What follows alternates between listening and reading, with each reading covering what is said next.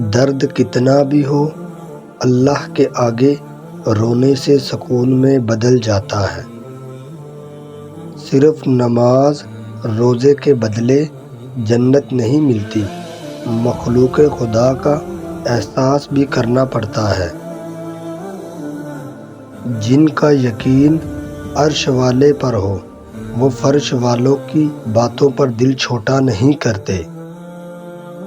جب دل اداس ہو اور وجہ بھی سمجھ نہ آ رہی ہو تو سورۃ الرحمن پڑھ لیا کرو، دل کو سکون آ جائے گا۔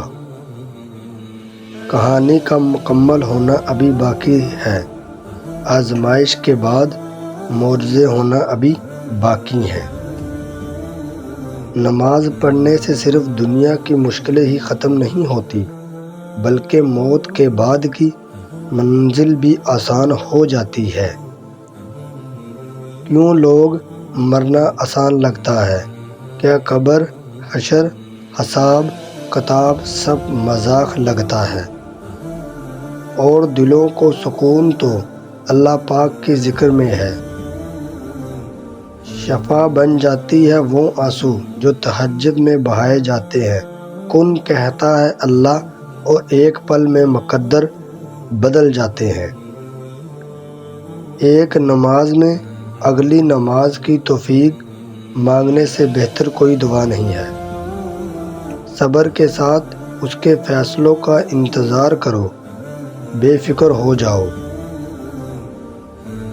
تمہیں آزمائش میں ڈالنے سے پہلے وہ تمہیں آزمائش سے نکالنے کا وسیلہ بناتا ہے۔ دل سے نکلی ہوئی یہ الفاظ ہزار گناہوں کو بھی مٹا دیتا ہے۔ اللہ سے رشتہ اتنا مضبوط کرو کہ تمہیں کسی کے سہارے کی طلب ختم ہو جائے۔ دعا کی طاقت کو کبھی کم نہ سمجھے، تقدیر اور قسمت سے زیادہ طاقت میں دعا ہوتی ہے۔ اگر سجدہ نہ ہوتا تو ہم ان تمام دکھوں میں گھر مر جاتے جنہیں ہم اللہ کے سوا کسی سے نہیں کہہ سکتے۔ آزمائشیں بھی اللہ کی طرف سے تمہارے صبر کا امتحان ہوتا ہے۔ جس نے سکھ میں شکر کا سجدہ ادا کیا اس نے دکھ میں رب کو بہت قریب پایا۔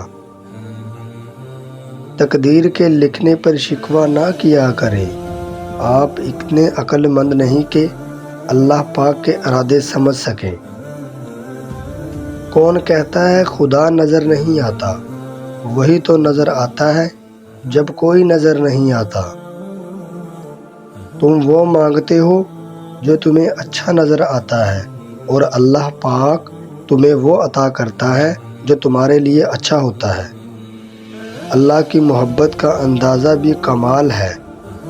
سب کچھ دے کر کہتا ہے کوئی مانگنے والا؟ جس نے دنوں جہانوں کو سمیٹ رکھا ہے وہ تمہیں کیسے بکھرنے دے گا؟ تہجد پڑھنے والوں کی وہ دعا بھی قبول ہو جاتی ہے جن کا ذکر انہوں نے کبھی اپنے آپ سے بھی نہیں کیا ہوتا۔ تم جب سکون کی کمی محسوس کرو تو توبہ کرو، کیونکہ انسان کو اس کے گناہ بے چین کرتے ہیں۔ تھک گئے ہو دیکھو پریشان مت ہونا، وہ اپنے بندے کو مسلسل تکلیف میں رکھتا ہے، راحتیں جلد نصیب ہوں گی انشاءاللہ۔ تم سمندر کی گہرائی سے پکارو گے اللہ وہاں بھی تمہاری سنے گا۔